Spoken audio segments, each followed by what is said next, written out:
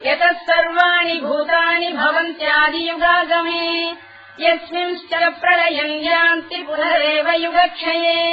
ఈ శ్లోకం సృష్టి, స్థితి, లయ అనే బ్రహ్మాండ సత్యాన్ని ఒకే శ్వాసలో చెప్పేస్తుంది. నిశ్చలంగా, లోతుగా అర్థం చేసుకుంటే సమస్త సృష్టి ఆయన నుంచే జన్మిస్తుంది. యుగాంతంలో అదే సృష్టి ఆయనలోనే లయమవుతుంది.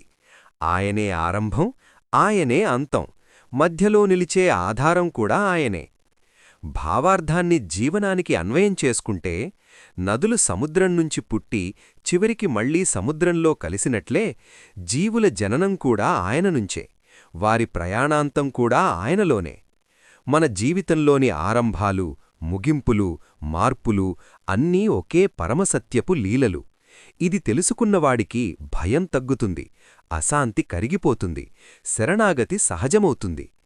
చిన్న ధ్యానభావంలో ఈ శ్లోకాన్ని ఇంకా క్లుప్తంగా వివరించచ్చు. నేనెక్కడ్నుంచి వచ్చాను, ఎక్కడికి వెళుతున్నాను? ఈ 2 ప్రశ్నలకు ఒకే సమాధానం: పరమాత్మ.